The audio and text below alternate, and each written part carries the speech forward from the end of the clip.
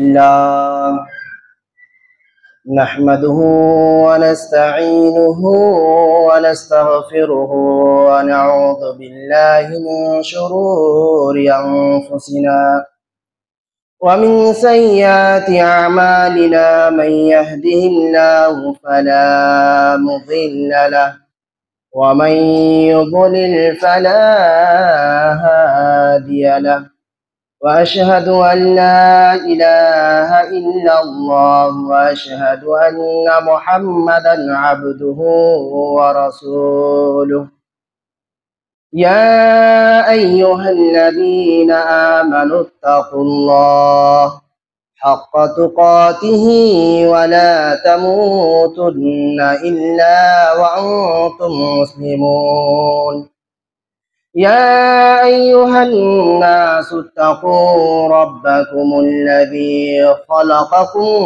من نفس واحدة وخلق منها زوجها وبث منهما رجالا كثيرا ونساء واتقوا الله الذي تساءلون به والأرحام إن الله كان عليكم رقيبا يا أيها الذين آمنوا اتقوا الله وقولوا قولا سديدا يصلح لكم أعمالكم ويغفر لكم ذنوبكم ومن يطع الله ورسوله فقد فاز فوزا عظيما أما بعد فإن خير الحديث كتاب الله وخير الهدي هدي محمد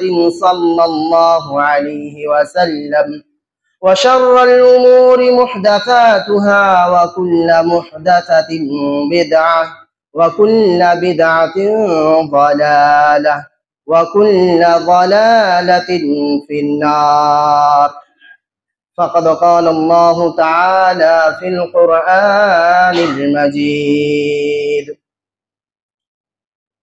والمرسلات عرفا فالعاصفات عصفا والناشرات نشرا فالفارقات فرقا فالملقيات ذكرا عذرا أو نذرا إنما توعدون لواقع وقال النبي صلى الله عليه وسلم اتق الله حيثما كنت وأتبع السيئة الحسنة تمحها وخالق الناس بخلق حسن وقال الله تعالى في موضع آخر يا أيها الذين آمنوا توبوا إلى الله توبة نصوحا عسى ربكم أن يكفر عنكم سيئاتكم সম্মানিত ও শ্রদ্ধেয় মুসলিম সমাজ, সর্বপ্রথম সেই মহান আল্লাহ রাব্বুল আলামিনের প্রশংসা করি, যিনি আমাদেরকে আজকে অত্র জুমার মসজিদে খুতবার সালাত আদায় করার তৌফিক দান করেছেন। তাই সকলে বলি আলহামদুলিল্লাহ। তারপরে পরে আমাদের ধর্মের গুরু, কর্মের শুরু, মামিনার লাল মরুর দুলাল তাজদার মদিনী মুহাম্মদ মুস্তাফা সকলে বলি সাল্লাল্লাহু আলাইহি ওয়াসাল্লাম। তিনার উপর শত শত দুরূদ ও শান্তির ধারা অবতীর্ণ হোক। আল্লাহুম্মা সাল্লি আলাইহি আল্লাহুম্মা বারিক আলাইহি। সম্মানিত শ্রদ্ধেয় মুসলিম সমাজ, আমি আপনাদের সম্মুখে যে বিষয়বস্তুটি আলোকপাত করতে চাই সেটি হচ্ছে আল্লাহ ভীতির আলোয় তওবা ও চরিত্র গঠন। সম্মানিত মুসলিম সমাজ, মহানবী সাল্লাল্লাহু আলাইহি ওয়াসাল্লাম আবু যর গিফারি রাদিয়াল্লাহু তাআলা আনহুকে এবং মুআয বিন জাবাল রাদিয়াল্লাহু তাআলা আনহুকে তিনটি ওসিয়ত করেছিলেন। আর এই তিনটি ওসিয়ত হচ্ছে আজকের বক্তব্যের মূল ভিত্তি। মহানবী সাল্লাল্লাহু আলাইহি ওয়াসাল্লাম মহানবী সাল্লাল্লাহু আলাইহি ওয়াসাল্লাম আবু যার গিফারি রাদিয়াল্লাহু তাআলা আনহুকে এবং মুআয বিন জাবাল রাদিয়াল্লাহু তাআলা আনহুকে তিনটি ওসিয়ত করেছিলেন। আর সেই তিনটি ওসিয়ত নবী করিম সাল্লাল্লাহু আলাইহি ওয়াসাল্লাম বলেন, ইত্তাকিল্লাহ হাইসুমা কুনত, তুমি যেখানে থাকোই না কেন আল্লাহ রাব্বুল আলামিনকে দেখে ভয় করো। ইত্তাকিল্লাহ হাইসুমা কুনত ওয়া আতবিইস সাইয়্যাতাল হাসানাতা তামহুহা, এবং গুনাহ করার পরে বা গুনাহ হয়ে যাওয়ার পরে তুমি কি করো, নেকি করে নাও, সেই নেকি গুনাহগুলিকে মোচন করে দেবে। তারপরে রাসূলুল্লাহ সাল্লাল্লাহু আলাইহি ওয়াসাল্লাম বলেন, আখালিকিন নাস বিখুলুকিন হাসান, আর মানুষের সাথে উত্তম চরিত্রের সহিত সাক্ষাৎ করো। নবী করিম সাল্লাল্লাহু আলাইহি ওয়াসাল্লাম এই আদেশ দিলেন। সুনান জামে তিরমিজির মধ্যে হাদিস রয়েছে 1987 নম্বর হাদিস। সম্মানিত মুসলিম সমাজ, এই প্রথম যদি অংশটি আমরা দেখি, মহানবী সাল্লাল্লাহু আলাইহি ওয়াসাল্লাম যেটি নবী করিম সাল্লাল্লাহু আলাইহি ওয়াসাল্লাম মুআয বিন জাবাল রাদিয়াল্লাহু তাআলা আনহুকে এবং আবু যার গিফারি রাদিয়াল্লাহু তাআলা আনহুকে ওসিয়ত করে বললেন কি, ইত্তাকিল্লাহ হাইসুমা কুনত, তুমি যেখানে থাকো না কেন আল্লাহ রাব্বুল আলামিনকে দেখে ভয় করো, আল্লাহ রাব্বুল আলামিনের ভীতি অন্তরের মধ্যে সৃষ্টি করো। আমরা যদি তাকওয়া সম্পর্কে আগে জানি যে তাকওয়া শব্দটির অর্থ কি, তাহলে তাকওয়া এমনই একটি বৃহৎ শব্দ যার মধ্যে নেকি করার আশা আকাঙ্ক্ষা এবং গুনাহের কর্ম থেকে নিজেকে মুক্ত রাখার নামই তাকওয়া। এটি হচ্ছে তাকওয়া। আর এই সিফাতটি, এই জিনিসটি যার মধ্যে পাওয়া যাবে, সে পৃথিবীর মধ্যে এমন ভাবে জীবন যাপন করবে অর্থাৎ সংকীর্ণময় জীবন যাপন করবে, এমন কোন কর্ম করবে না যার কারণে আল্লাহ রাব্বুল আলামিনের পক্ষ থেকে ক্রোধ নেমে আসবে, এমন কোন কর্ম করবে না যার কারণে আল্লাহ রাব্বুল আলামিন রাগান্বিত হবেন, এমন কোন কর্ম করবে না একজন মুত্তাকি ব্যক্তি যার কারণে ফেরেশতারা লানত করতে বাধ্য হবে, এমন কোন কর্ম করবে না একজন মুত্তাকি ব্যক্তি যার কারণে মানুষেরা অভিশাপ দিতে বাধ্য হবে। তাকওয়ার অনেকগুলো পরিচয় রয়েছে, তাকওয়ার অনেকগুলো সিফাত রয়েছে, তাকওয়ার অনেকগুলো আয়াত রয়েছে কোরআনের মধ্যে।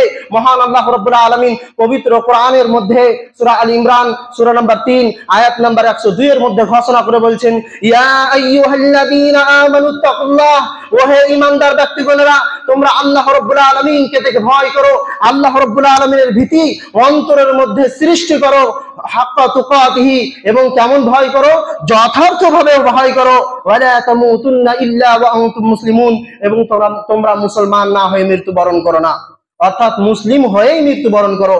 মহান আল্লাহ রাব্বুল আলামিন আরো বলছেন সূরা আহজাব সূরা নাম্বার 33 আয়াত নাম্বার 70 এর মধ্যে, ইয়া আইয়ুহাল্লাযীনা আমানুত্তাকুল্লাহ ওয়া কুলু কাওলান সাদীদা, ওহে ঈমানদার ব্যক্তিগণেরা তোমরা আল্লাহ রাব্বুল আলামিনকে দেখে ভয় করো, ওয়া কুলু কাওলান সাদীদা, সঠিক কথা বলো, সত্য কথা বলো। এটি হচ্ছে মুমিনদের পরিচয়, মুত্তাকি ব্যক্তিদের পরিচয়। আল্লাহ রাব্বুল আলামিন আরো বলেন সূরা হাশর সূরা নাম্বার 59 আয়াত নাম্বার 18 এর মধ্যে মহান আল্লাহ রাব্বুল আলামিন বলছেন, ইয়া আইয়ুহাল্লাযীনা আমানুত্তাকুল্লাহ, ওহে ঈমানদার ব্যক্তিগণেরা তোমরা আল্লাহ রাব্বুল আলামিনকে দেখে ভয় করো, ওয়াল তানজুর নাফসুম মা কদ্দামাত লিগাদ, এবং প্রত্যেক ব্যক্তিকে এই মর্মে চিন্তা ভাবনা করা উচিত যে সে কাল কিয়ামতের জন্য কি প্রস্তুতি করে পাঠাচ্ছে। সম্মানিত মুসলিম সমাজ, এইগুলো হচ্ছে একজন মুত্তাকি ব্যক্তির পরিচয়, একজন আল্লাহ রাব্বুল আলামিন আল্লাহ ভীরু পরিচয়, অর্থাৎ আল্লাহ রাব্বুল আলামিনকে যে ভয় করবে তার পরিচয় হচ্ছে এগুলো। আপনি কি জানেন যে আল্লাহ রাব্বুল আলামিনের কাছে সবচাইতে প্রিয় ব্যক্তিকে, সবচাইতে সম্মানিত ব্যক্তিকে? দেখেন মহান আল্লাহ রাব্বুল আলামিন পবিত্র কোরআনের মধ্যে এর উত্তর দিয়ে বলছেন সূরা হুজরাত সূরা নাম্বার 49 আয়াত নাম্বার 13 এর মধ্যে, ইন্না আকরামাকুম ইনদাল্লাহি আতকাকুম ইন্নাল্লাহা আলিমুন খাবীর। ইন্না আকরামাকুম ইনদাল্লাহ, আল্লাহ রাব্বুল আলামিনের কাছে নিকটে সবচাইতে সম্মানিত ব্যক্তি হচ্ছে তারাই আতকাকুম, তোমাদের মধ্যে যারা সবচাইতে বেশি মুত্তাকি, যারা আল্লাহ রাব্বুল আলামিনকে দেখে সবচেয়ে বেশি ভয় করে। ইন্নাল্লাহা আলিমুন খাবীর, নিশ্চয় আল্লাহ রাব্বুল আলামিন সর্বজ্ঞ, সবচেয়ে বেশি জ্ঞানী এবং সব জিনিসের খবর রাখেন। সম্মানিত মুসলিম সমাজ, তাহলে আমাদেরকে আল্লাহ রাব্বুল আলামিনকে দেখে ভয় করতে হবে, আল্লাহ রাব্বুল আলামিনকে দেখে সর্বদা ভয় করতে হবে। এই সম্পর্কে, তাকওয়া সম্পর্কে একটি উদাহরণ বলা হয় যে পৃথিবীতে মানুষ জাতি কিভাবে চলাফেরা করবে। ধরেন একটি সরু রাস্তা রয়েছে, দুই পাশে অনেক কাঁটার গাছ রয়েছে, তাহলে একজন মানুষ সেই সরু রাস্তা দিয়ে কিভাবে চলবে বলেন তো? অবশ্যই সে নিজের কাপড়গুলো ভালো করে গুটিয়ে নেবে, ভালো করে গুটিয়ে নেবে। কারণ যে সে রাস্তা দিয়ে যদি চলে, সেই সরু পথ দিয়ে যদি চলে আর চারোদিকে যদি কাঁটার গাছ থাকে, তাহলে অবশ্যই সে নিজের কাপড়গুলো গুটিয়ে নেবে। কেন? কারণ যদি সে রাস্তা দিয়ে চলে তাহলে সেই কাঁটা তার কাপড়কে ছিঁড়ে দিতে পারে, তার শরীর ক্ষতবিক্ষত হয়ে যেতে পারে। ঠিক অনুরূপ ভাবে একজন মুত্তাকি ব্যক্তি এই পৃথিবীর মধ্যে জীবন যাপন করবে এমন ভাবে যে এমন কোনো কর্ম করবে না যার কারণে আল্লাহ রাব্বুল আলামিন রাগান্বিত হয়ে যাবেন, আল্লাহ রাব্বুল আলামিন অভিশাপ করবেন। এবং নবী করিম সাল্লাল্লাহু আলাইহি ওয়াসাল্লাম অর্থাৎ সাহাবা নবী করিম এবং মানব জাতীয় অভিশাপ করবেন, ফেরেশতারাও অভিশাপ করবেন, এমন কোন কর্ম একজন মুত্তাকি ব্যক্তির কাছ থেকে হতে পারে না। সম্মানিত মুসলিম সমাজ, এই জন্য নবী করিম সাল্লাল্লাহু আলাইহি ওয়াসাল্লাম বেশি বেশি করে আল্লাহ রাব্বুল আলামিনের কাছে দোয়া করতেন। সহিহ মুসলিমের মধ্যে হাদিস বর্ণিত রয়েছে, রাসূলুল্লাহ সাল্লাল্লাহু আলাইহি ওয়াসাল্লাম আল্লাহ রাব্বুল আলামিনের কাছে প্রার্থনা করেছেন, আল্লাহুম্মা ইন্নী আসআলুকাল হুদা ওয়াত তুকা ওয়াল আফাফা ওয়াল গিনা। আল্লাহুম্মা ইন্নী আসআলুকাল হুদা, হে আল্লাহ আমি হেদায়েত চাইছি, ওয়াত তুকা এবং তাকওয়া চাইছি, মুত্তাকি হতে চাইছি, আল্লাহ রাব্বুল আলামিনকে ভয় করতে চাইছি, ওয়াল আফাফা এবং পবিত্রতা হতে চাইছি, ওয়াল গিনা এবং অন্তরের ধনাঢ্যতা হতে চাইছি।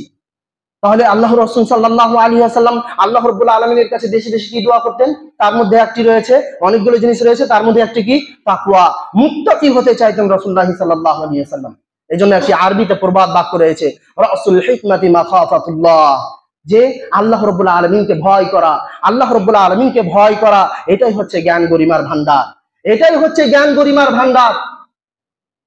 তাকওয়া যে শুধুমাত্র আমাদের উপরে ফরজ করা হয়েছে এমনটা নয়, তাকওয়া যে শুধুমাত্র আমাদের উপরে ফরজ করা হয়েছে এমনটা নয়, বরং আদম আলাইহিস সালাতু ওয়াস সালাম থেকে যত মানব জাতি পৃথিবীর বুকে আল্লাহ রাব্বুল আলামিন পাঠিয়েছেন সবার উপরে তাকওয়াকে আল্লাহ রাব্বুল আলামিন ফরজ করে দিয়েছেন। এর দলিল কি?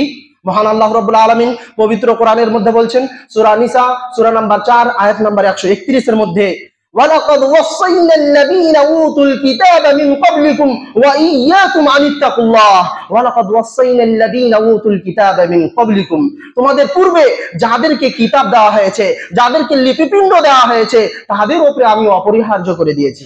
ওয়াসাইনা শব্দের অর্থ হচ্ছে ওয়াসিয়ত করা, কিন্তু ওয়াসাইনা শব্দের অর্থ কোরআনে এই যে ব্যবহার হয়েছে এর মানে ওয়াজিব। আল্লাহ রাব্বুল আলামিন বলছেন যে আমি ওয়াজিব করে দিয়েছি কি? তোমাদের পূর্ববর্তীদেরকে এবং তোমাদেরকেও, ওয়া ইয়্যাকুম এবং তোমাদেরকেও আমি ওয়াজিব করে দিয়েছি কি জিনিস? আনিত্তাকুল্লাহ, যে তোমরা আল্লাহ রাব্বুল আলামিনকে থেকে ভয় করবে। সম্মানিত মুসলিম সমাজ, আজকে যদি আমরা নিজেদের মধ্যে দেখি তাহলে আমাদের মধ্য থেকে তাকওয়া বিলুপ্তি হয়ে গেছে, তাকওয়া শেষ হয়ে গেছে।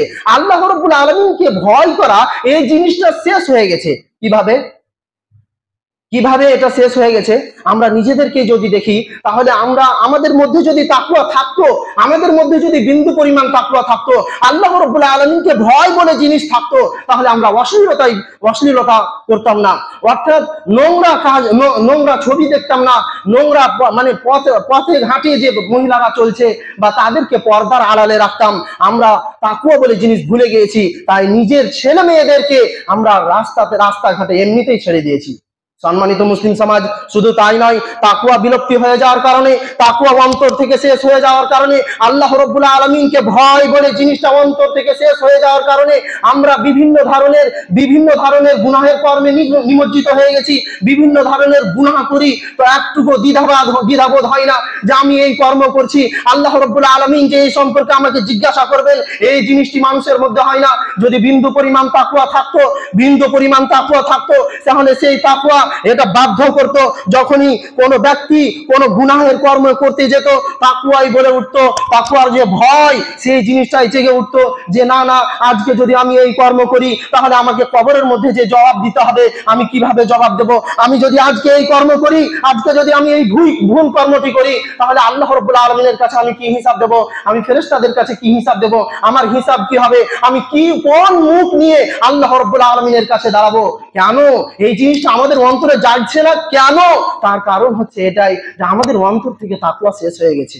আল্লাহ রাব্বুল আলামিনকে যে ভয় করা এই জিনিসটা শেষ হয়ে গেছে, তার জন্যই আমরা কি করছি? বিভিন্ন ধরনের গুনাহ করছি, কোনো লজ্জাবোধ হয় না, আর কোনো অন্তরের মধ্যে দ্বিধাও হয় না যে আমি এটা করছি তো আমার কোনো গুনাহ হচ্ছে বা কোনো হিসাব কিতাব হবে বা আর কিছু হবে, এই জিনিসটা আমাদের মনে হয় না। তার জন্য আমরা এই কাজগুলো করছি। সম্মানিত মুসলিম সমাজ, এই জন্য এক বাক্যে বলেছিলেন কি রাসূলুল্লাহ সাল্লাল্লাহু আলাইহি ওয়াসাল্লাম মুআয বিন জাবাল রাদিয়াল্লাহু তাআলা আনহুকে এবং আবু যার গফারি রাদিয়াল্লাহু তাআলা আনহুকে, ইত্তাকিল্লাহ হাইতুমা কুনতুম, যেখানেই থাকো আল্লাহ রাব্বুল আলামিনকে দেখে ভয় করো, আল্লাহ রাব্বুল আলামিনকে দেখে ভয় করো। সম্মানিত মুসলিম সমাজ, এর পরের বাক্য রাসূলুল্লাহ সাল্লাল্লাহু আলাইহি ওয়াসাল্লাম বলছেন ওয়া আতবি'is সাইয়্যাতাল হাসানাতা তামহুহা, যে গুনাহ যদি হয়ে যায় গুনাহর পরে নেকি করে নাও, সেই গুনাহ নেকিগুলিকে মোচন করে, সেই নেকি গুনাহগুলিকে মোচন করে দিবে। মানে গুনাহ করার পরে গুনাহ যদি হয়ে যায় নেকি করে নাও, নেকি কি করবে? গুনাহগুলিকে মোচন করে দিবে। মহান আল্লাহ রাব্বুল আলামিন ঠিক এই কথাটি পবিত্র কোরআনের মধ্যে বলছেন, সূরা হুদ সূরা নম্বর 11 আয়াত নম্বর 114 এর মধ্যে, ইন্নাল হাসানাতি ইউযহিবনাস সাইয়্যাত, নিশ্চয় নেকি গুনাহগুলিকে মোচন করে দেয়, গুনাহগুলিকে ধ্বংস করে দেয়। দেখেন মহান আল্লাহ রাব্বুল আলামিন বলছেন, আল্লাহ রাব্বুল আলামিন আমাদেরকে যে তৈরি করেছেন যে আমরা যে নিষ্পাপ হব, পাপ করব না এমন কি নয়। মানব জাতি হচ্ছে গুনাহের পুতলা, গুনাহ করবে, কিন্তু তা নয় যে গুনাহ করার পরে আল্লাহ রাব্বুল আলামিনের কাছে ফিরে আসবে না, আল্লাহ রাব্বুল আলামিনের কাছে তওবা করবে না, আল্লাহ রাব্বুল আলামিনের কাছে তওবা করবে না এমন কি নয়। এটা একজন মুত্তাকি ব্যক্তির পরিচয় হতে পারে না, এটা একজন মুমিন ব্যক্তির পরিচয় হতে পারে না। সে কি করবে? গুনাহ হয়েছে, গুনাহ হওয়ার পরে আল্লাহ রাব্বুল আলামিনের কাছে ফিরে যাবে, আল্লাহ রাব্বুল আলামিনের কাছে ইস্তিগফার করবে, আল্লাহ রাব্বুল আলামিনের কাছে দোয়া করবে, ওগো আল্লাহ আমি এই গুনাহ করে ফেলেছি, আল্লাহ তুমি আমাকে ক্ষমা করে দাও। এটা হবে একজন মুত্তাকি ব্যক্তির পরিচয়, আর এটা করলে তার অনেক উপকার রয়েছে। আসুন আমি প্রমাণ দিয়ে বলি। মহান আল্লাহ রাব্বুল আলামিন পবিত্র কোরআনের মধ্যে বলছেন, সূরা নিসা সূরা নম্বর 4 আয়াত নম্বর 110 এর মধ্যে মহান আল্লাহ রাব্বুল আলামিন বলছেন, ওয়া মান ইয়াযলিম নাফসাহু, যে ব্যক্তি ওয়া মান ইয়ামাল সুআন আও ইয়াযলিম নাফসাহু সুম্মা ইস্তাগফিরিল্লাহ ইয়াজিদিল্লাহ গফুরার রহিমা। ওয়া মান ইয়ামাল সুআন, যদি কোনো ব্যক্তি গুনাহ করে ফেলে, আও ইয়াযলিম নাফসাহু, অথবা নিজের নফসের উপরে অত্যাচার করে, সুম্মা ইস্তাগফিরিল্লাহ, যদি এরকম ভুল করে ফেলে তাহলে সে কি করবে? সাথে সাথে আস্তাগফিরুল্লাহ, আল্লাহ রাব্বুল আলামিনের কাছে তওবা ইস্তিগফার করবে, আল্লাহ রাব্বুল আলামিনের কাছে দোয়া করবে। তার উপকার কি? তার উপকার মহান আল্লাহ রাব্বুল আলামিন তারপরেই বলছেন, ইয়াজিদিল্লাহ গফুরার রহিমা, আল্লাহ রাব্বুল আলামিনকে ক্ষমাশীল পাবে। ইয়াজিদিল্লাহ গফুরার রহিমা, আল্লাহ রাব্বুল আলামিনকে ক্ষমাশীল পাবে এবং রহমশীল পাবে, যে আল্লাহ রাব্বুল আলামিন ক্ষমা করে দিবেন এবং আল্লাহ রাব্বুল আলামিনের অনেক রহম রয়েছে, তার কারণে ক্ষমা করে দিবেন। সুবহানাল্লাহ। এবার একটি উদাহরণ না দিলে হয় না, একটি ছোট্ট করে উদাহরণ দিই যে আল্লাহ রাব্বুল আলামিন কত বড় রহমশীল। দেখেন যে কোনো ব্যক্তি যখন গুনাহ করে তখন আল্লাহ রাব্বুল আলামিন ফেরেশতাকে হুকুম দেয় যে যাও আমার অমুক বান্দা গুনাহ করে ফেলেছে, যাও একটি গুনাহ লিখে ফেলো, একটি গুনাহ লেখা হয়। আর যখন কোনো বান্দা নেকি করে তো আল্লাহ রাব্বুল আলামিন হুকুম দেয় যাও আমার অমুক বান্দা নেকি করেছে, তার নেকি লিখে নাও। একটি লেখা হয় না, 1 থেকে 7 অথবা অন্য ফজিলতের দিনগুলোতে 7 থেকে 70 পর্যন্ত নেকি লেখা হয়। তাহলে আল্লাহ রাব্বুল আলামিন কত দয়ালু, কত দয়ালু। আল্লাহ রাব্বুল আলামিন মানে কঠোরতা করেননি, আল্লাহ রাব্বুল আলামিন দয়ালু বলেই তো যখন গুনাহ করবে তখন 1 থেকে 70 পর্যন্ত নেকি হতে পারে, 1 থেকে 70 পর্যন্ত নেকি হতে পারে। আর গুনাহ করলে তা নয় যে গুনাহ করেছে যাও 70 পর্যন্ত গুনাহ লিখে দাও, এই জিনিসটা আল্লাহ রাব্বুল আলামিন করেন না। কারণ কি? আল্লাহ রাব্বুল আলামিন হচ্ছেন দয়ালু। আর যখন কোনো ব্যক্তি গুনাহ করার পরে আল্লাহর কাছে ফিরে যাবে, আল্লাহর কাছে তওবা ইস্তিগফার করবে, তো আল্লাহ রাব্বুল আলামিন ক্ষমা করে দিবেন। সাথে সাথেই তওবা ইস্তিগফার করতে হবে। আদম সন্তান হচ্ছে গুনাহের পুতলা, গুনাহ হবে, কিন্তু তাদের মধ্যে আবার উত্তম কারা? তাদের মধ্যে উত্তম সুনান ইবনে মাজাহর মধ্যে হাদিস রয়েছে, রাসূলুল্লাহ সাল্লাল্লাহু আলাইহি ওয়াসাল্লাম বলছেন, কুল্লু বানি আদম খাত্তা ওয়া খায়রুল খাত্তাইনা তাওয়াবুন। আদম সন্তান হচ্ছে গুনাহগার, তবে গুনাহগারদের মধ্যে সবচাইতে উত্তম হচ্ছে তারাই যারা তওবাকারী। অর্থাৎ গুনাহ করার পরে যারা তওবা করবে, যারা ইস্তিগফার করবে, যারা আল্লাহ রাব্বুল আলামিনের কাছে কানাকাটি করবে, তারাই হচ্ছে সবচাইতে উত্তম। সম্মানিত মুসলিম সমাজ, যদি কোনো ব্যক্তি গুনাহ করার পরে আবার আল্লাহ রাব্বুল আলামিনের কাছে ফিরে যায়, তাহলে সে যদি অন্তর থেকে তওবা করে, একনিষ্ঠভাবে তওবা করে, আল্লাহ রাব্বুল আলামিনকে খুশি করার জন্য তওবা করে, তাহলে তার অন্তর এমন ভাবে আল্লাহ রাব্বুল আলামিন পরিষ্কার করে দিবেন, তার গুনাহ খাতাগুলিকে এমন ভাবে আল্লাহ রাব্বুল আলামিন মোচন করে দিবেন যেন সে একজন নবশিশু জন্মগ্রহণ করেছে। মানে তার নিষ্পাপ সব গুনাহ খাতা আল্লাহ রাব্বুল আলামিন ক্ষমা করে দিবেন যদি সে অন্তর থেকে আল্লাহ রাব্বুল আলামিনকে খুশি করার জন্য তওবা করে। তাহলে এবার মুমিনদের এটা পরিচয় নয় যে গুনাহ করেছে, গুনাহ করার পরে আবার আল্লাহর কাছে ফিরে যাবে না, বা ওই গুনাহ করেছে আবার গুনাহ করবে, আবার গুনাহ করবে। এটা একজন মুমিনদের পরিচয় হতে পারে না। কেন? মহান আল্লাহ রাব্বুল আলামিন পবিত্র কোরআনের মধ্যে বলছেন, সূরা আল ইমরান সূরা নাম্বার 3 আয়াত নাম্বার 135 এর মধ্যে, ওয়ালাম ইউসিরু আলা মা ফাআলু ওয়া হুম ইয়ালামুন। মুমিনদের পরিচয় যে তারা, একজন মুত্তাকি ব্যক্তির পরিচয় যে তারা বারবার একই কর্ম জেনে শুনে একই কর্ম বারবার করবে না, অর্থাৎ গুনাহের কর্ম জেনে শুনে বারবার একই কর্ম রিপিট করবে না, বারবার দোহরাবে না। এটা মুমিনদের পরিচয় হতে পারে না। তার মানে এটা নয় যে আদম সন্তান গুনাহগার হবে না, এর মানে এটা নয়। কারণ সহিহ মুসলিমের মধ্যে যদি আপনি হাদিস দেখেন, তাহলে 2749 নম্বর হাদিসের মধ্যে বর্ণিত রয়েছে, রাসূলুল্লাহ সাল্লাল্লাহু আলাইহি ওয়াসাল্লাম বলছেন যে কোন ব্যক্তি, মানে আদম সন্তান যদি গুনাহ করা ত্যাগ করে দেয়, মানুষেরা যদি গুনাহ করা ত্যাগ করে দেয়, তাহলে আল্লাহ রাব্বুল আলামিন কি করবেন, যে সেই ব্যক্তিকে, মানে তাদের যারা গুনাহ করা ত্যাগ করে দিবে তাদেরকে আল্লাহ রাব্বুল আলামিন এই পৃথিবী থেকে মিটিয়ে দেবেন, তাদেরকে আল্লাহ রাব্বুল আলামিন পৃথিবী থেকে মিটিয়ে দিবেন। আবার এমন জাতিকে আল্লাহ রাব্বুল আলামিন নিয়ে আসবেন যারা গুনাহ করবে, গুনাহ করার পরে তওবা ইস্তেগফার করবে। এটি সহিহ মুসলিমের হাদিস বর্ণিত রয়েছে। এটি এমনটি কেন? কারণ এটির তারা তওবা ইস্তেগফার করবে। তারা কি করবে? তওবা ইস্তেগফার করবে। আর এটি আল্লাহ রাব্বুল আলামিনের কাছে অত্যন্ত পছন্দনীয়, এই জন্যই আল্লাহ রাব্বুল আলামিন এটাই করবেন। এবার দেখেন, মহান নবী করিম সাল্লাল্লাহু আলাইহি ওয়াসাল্লামের আরো হাদিস রয়েছে, সহিহ মুসলিমের মধ্যে বর্ণিত রয়েছে 2744 নম্বর হাদিস।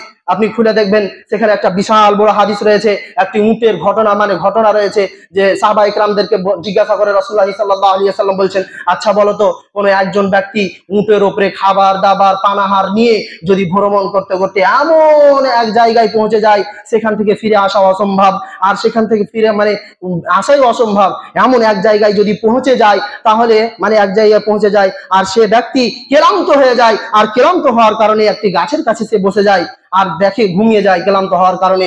এবার দেখে যে উটটি হারিয়ে গেছে, তাহলে তার তো আর ফেরার পথ নেই। এমন এক জায়গায় পৌঁছে গেছে যেখান থেকে আর ফেরার পথ নেই, মৃত্যু ছাড়া আর কিছুই চোখের সামনে দেখতে পায় না। অত্যন্ত উটনিটিকে অত্যন্ত খুঁজে, এদিক ওদিক খুঁজে যখন পেল না, তখন আবার সেই স্থানে এসে আবার সেখানে হাজির হয়ে ক্লান্ত হয়ে ঘুমিয়ে পড়ে, কারণ মৃত্যু ছাড়া তার চোখের সামনে আর কিছু দেখতে পাচ্ছিল না।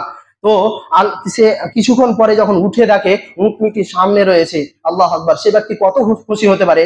সে ব্যক্তি এত খুশি হয় যেহেতু মৃত্যুর মুখ থেকে সে বেঁচে গেছে, তার পানাহার, তার সবকিছু উটের উপরে, সে মৃত্যু থেকে বেঁচে গেছে। যে মতন সে ব্যক্তি খুশি হতে পারে, তার চাইতেও বেশি একজন ব্যক্তি খুশি হতে পারে যদি কোনো ব্যক্তি অনেকগুলো গুনাহ নিয়ে আল্লাহ রাব্বুল আলামিনের কাছে হাজির হয় আর তওবা ইস্তেগফার করে, আর তাহলে আল্লাহ রাব্বুল আলামিন মোচন করবে। এবং করার সাথে সাথে যে ব্যক্তি ওই খুশি হয়েছে একজন উট পাওয়ার কারণে, জীবন ফিরে পাওয়ার কারণে, তার চাইতেও বেশি আল্লাহ রাব্বুল আলামিন খুশি হন। সুবহানাল্লাহ। তাহলে আমাদেরকে তওবা ইস্তেগফার করতে হবে। তো তওবা ইস্তেগফার করতে গেলে তার কিছু নিয়ম আছে, সেইগুলো নিয়ম আমাদেরকে মানতে হবে। নিয়ম যদি না মানি, অবশ্যই আল্লাহ রাব্বুল আলামিন কবুল করবেন, কিন্তু নিয়ম অনুযায়ী মানলে আল্লাহ রাব্বুল আলামিন আমাদেরকে তাড়াতাড়ি গ্রহণ করবেন। একটি উদাহরণ দিই, যে কোনো ব্যক্তি যদি কারোর কাছে 10,000 টাকা ধার নেই, তাহলে কারোর বাড়িতে গিয়ে হুমকি দিয়ে বলতে পারবে, এই চলো আমাকে 10,000 টাকা দাও? না, বলতে পারবে না। আগে বলতে হবে, সালাম দিতে হবে, ভালো আছো ইত্যাদি জিজ্ঞাসা করতে হবে, তারপরে বলতে হবে নিজের কথা, যে ভাই আমার 10,000 টাকা দরকার রয়েছে, আমাকে 10,000 টাকা দেন না, তাহলে দিবেন, মনটা নরম হবে।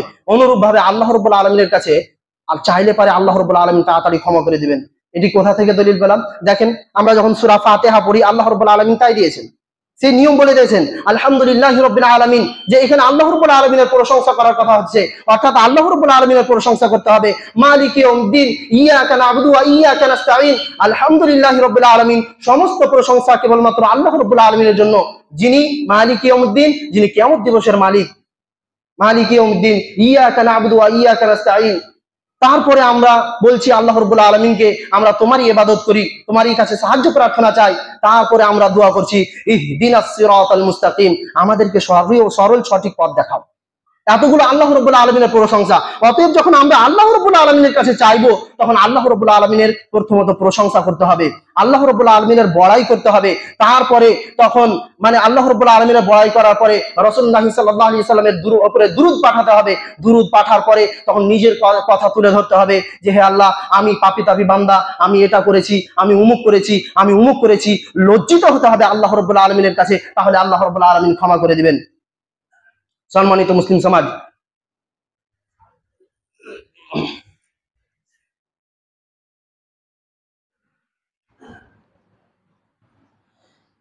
তাহলে আমরা বুঝতে পারলাম যে মহান আল্লাহ রাব্বুল আলামিন কি করবেন, যে ক্ষমা করে দিবেন, তবে তার নিয়ম রয়েছে।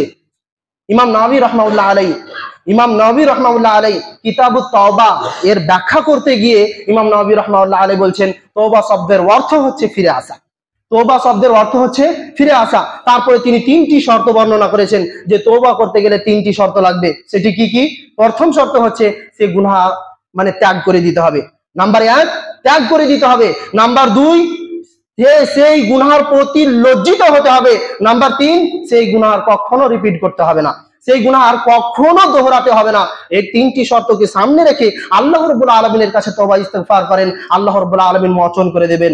এই মহান আল্লাহ রাব্বুল আলামিন বলছেন সূরা তাওবার মধ্যে, ইয়া আইয়ুহাল্লাযীনা আমানু তুবু ইলাল্লাহি তাওবাতান নাসুহা, ইয়া আইয়ুহাল্লাযীনা আমানু, ওহে ঈমানদার ব্যক্তিগণেরা, তুবু ইলাল্লাহি তাওবাতান নাসুহা, আল্লাহ রাব্বুল আলামিনের কাছে খালিস ভাবে তওবা করো। তাওবাতান নাসুহা, খালিস ভাবে তওবা করো। আসা রাব্বুকুম আন ইউকাফিরা আনকুম সাইয়্যাতিকুম, অচিরেই তোমাদের প্রভু তোমাদের গুনাহ খাতাগুলিকে মোচন করে দিবেন। সম্মানিত মুসলিম সমাজ, অতএব আল্লাহ রাব্বুল আলামিনের কাছে আমাদেরকে একনিষ্ঠভাবে তওবা করা উচিত। একনিষ্ঠভাবে আল্লাহ রাব্বুল আলামিনকে ভয় করতে হবে, তার সাথে সাথে কি করতে হবে? একনিষ্ঠভাবে তওবা করতে হবে। এবার যদি আমরা তওবা করি, তাহলে আমাদের চরিত্র ঠিক রাখতে হবে। শুধু আমরা যে চরিত্র আমাদের খারাপ থাকবে আর আল্লাহ রাব্বুল আলামিনের কাছে দোয়া করব, তা হতে পারে না। চরিত্রটা এমন একটা জিনিস যে চরিত্র ঠিক থাকলে এটাই সম্পূর্ণ ঈমান। চরিত্র ঠিক থাকলে সম্পূর্ণ ঈমান। যদি এর দলিল হচ্ছে যে চরিত্র ঠিক থাকলে সম্পূর্ণ ঈমান, সুনান আবু দাউদের মধ্যে এবং জামে তিরমিজির মধ্যে একটি হাদিস রয়েছে। রাসূলুল্লাহ সাল্লাল্লাহু আলাইহি ওয়াসাল্লাম বলছেন, আকমালুল মুমিনিনা ঈমানান আহসানুহুম খুলুকা, আকমালুল মুমিনিনা ঈমানান আহসানুহুম খুলুকা। একজন মুমিন ব্যক্তির সবচাইতে কামাল মুমিন হচ্ছে সেই ব্যক্তি যার আহসানুহুম খুলুকা, যার আখলাক উত্তম হবে। যার আখলাক উত্তম হবে তার ঈমানই হচ্ছে সবচাইতে বেশি মানে কামেল মুমিন, সেই হচ্ছে কামেল মুমিন। সম্মানিত মুসলিম সমাজ, যদি আমরা দেখি যে কিয়ামতের দিনকে যদি আমরা লক্ষ্য রাখি, যে কিয়ামতের দিন দাঁড়িপাল্লায় যখন কোন মানে আমল নামা রাখা হবে, তো কার আমল বেশি সবচাইতে মানে ভারী হবে, কোন জিনিসটি সবচাইতে ভারী হবে? তাহলে আমরা হাদিসের মধ্যে দেখতে পাই, সুনান জামে তিরমিজির মধ্যে এবং সুনান আবু দাউদের মধ্যে হাদিস রয়েছে। রাসূলুল্লাহ সাল্লাল্লাহু আলাইহি ওয়াসাল্লাম বলছেন, মা মিন শাইইন ইউদাউ ফিল মিজানি আফকালু মিন হুসনিল খুলুক, মা মিন শাইইন ইউদাউ ফিল মিজান, মিজানের উপরে রাখা হবে এমন কোন জিনিস নেই যেটি হুসনে আখলাকের চাইতে সব ভারী হবে। হুসনে আখলাকের চাইতে ভারী হবে এমন কোন জিনিস নেই। অর্থাৎ হুসনে আখলাক এমন একটি জিনিস যেটি কিয়ামতের দিন সবচাইতে ভারী হবে, সবচাইতে ভারী হবে। সুবহানাল্লাহ। রাসূলুল্লাহ সাল্লাল্লাহু আলাইহি ওয়াসাল্লাম আর হুসনে আখলাক এমনই একটি জিনিস যে যার কারণে রাসূলুল্লাহ সাল্লাল্লাহু আলাইহি ওয়াসাল্লামের নৈকট্য লাভ করা যাবে। যার কারণে রাসূলুল্লাহ সাল্লাল্লাহু আলাইহি ওয়াসাল্লামের নৈকট্য লাভ করা যাবে কিভাবে? ইবনে হিব্বানের মধ্যে একটি হাদিস রয়েছে, ইবনে হিব্বানের মধ্যে হাদিস রয়েছে 485 নম্বর হাদিস। রাসূলুল্লাহ সাল্লাল্লাহু আলাইহি ওয়াসাল্লাম বলেছেন, আলা উখবিরুকুম বিআহবিকুম ইলাল্লাহি ওয়া আকরাবিকুম মিন্নি মাজলিসান ইয়াউমাল কিয়ামাহ, ক্বালু বালা, ক্বালা আহাসিনুকুম আখলাকা। রাসূলুল্লাহ সাল্লাল্লাহু আলাইহি ওয়াসাল্লাম বলছেন সাহাবায়ে কিরামদেরকে একত্রিত করে, তারপরে বলছেন, আলা উখবিরুকুম বিআহবিকুম ইলাল্লাহ, আমি কি তোমাদেরকে এমন আমল সম্পর্কে বলবো না যেটি আল্লাহ রাব্বুল আলামিনের কাছে প্রিয়? আলা উখবিরুকুম বিআহাব্বিকুম ইলাল্লাহ ওয়া আকরাবিকুম মিন্নি মাজলিসান ইয়াউমাল কিয়ামাহ, আর যে আমল করার কারণে, যে জিনিসটি করার কারণে কিয়ামতের দিন আমার নৈকট্য লাভ করবে, আমার পাশে থাকবে, আমার নৈকট্য লাগবে, এরকম আমল সম্পর্কে কি বলবো না? সাহাবায়ে কেরাম বলছেন এক বাক্যে, ক্বালু বালা, অবশ্যই আপনি বলেন, সে আমলটি কি রয়েছে অবশ্যই আপনি বলেন। তখন নবী করিম সাল্লাল্লাহু আলাইহি ওয়াসাল্লাম বললেন, আহসিনুকুম আখলাকা, যে তোমাদের মধ্যে যার সবচাইতে বেশি চরিত্র উত্তম হবে, সে কি হবে, আল্লাহ রাব্বুল আলামিনের কাছে সবচাইতে প্রিয় হবে এবং নবী করিম সাল্লাল্লাহু আলাইহি সাল্লামের নৈকট্য লাভ করবে। সম্মানিত মুসলিম সমাজ, অতএব আমাদের চরিত্র উত্তম হওয়া উচিত, আমাদের চরিত্র উত্তম হওয়া উচিত। আমাদের চরিত্র শুধু এটা না, এটার মধ্যে সীমাবদ্ধ করে দিলে চলবে না। সালাত আদায় করছি তার মানে আমার চরিত্র ভালো, সালাত আদায় করছি তার মানে আমার চরিত্র ভালো, আমি সালাম প্রদান করছি তার মানে আমার চরিত্র ভালো, এই জিনিসের মধ্যে সীমাবদ্ধ রাখলে হবে না। আপনার চরিত্র ভালো তখনই বুঝতে পারা যাবে যখন আপনার উপরে কোনো মানুষ রাগান্বিত হবে না, যখন আপনার উপরে কথা কাটাকাটি হবে না, যখন আপনার সাথে সবাই কথা বলবে তার মানে আপনার চরিত্র ভালো। একজন চরিত্রবান ব্যক্তির সাথে সবাই কথা বলবে, একজন চরিত্রবান ব্যক্তির কাছে সবাই উঠা বসা করবে। এমনটি নয় যে ঝগড়া বিবাদ ইত্যাদি এগুলো একজন ভালো চরিত্রের মানুষ হতে পারে না, ভালো চরিত্রের মানুষ হতে পারে না।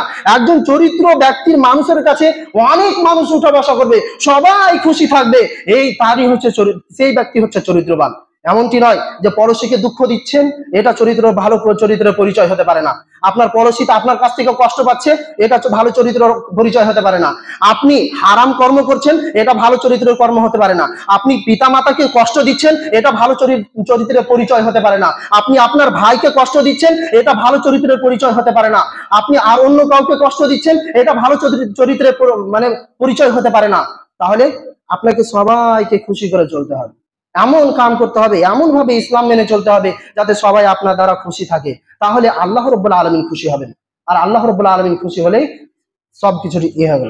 এখান থেকে আল্লাহ রাব্বুল আলামিনের কাছে অবশেষে দোয়া করি যে আল্লাহ রাব্বুল আলামিন আমাদেরকে আল্লাহ ভীরুতা বাড়াই, যাতে আল্লাহ রাব্বুল আলামিনকে আমরা বেশি বেশি স্মরণ করি এবং আল্লাহ রাব্বুল আলামিনকে বেশি বেশি ভয় করি এবং আরো দোয়া করি যাতে আল্লাহ রাব্বুল আলামিন আমাদেরকে গুনাহের কর্ম থেকে বাঁচিয়ে রাখেন।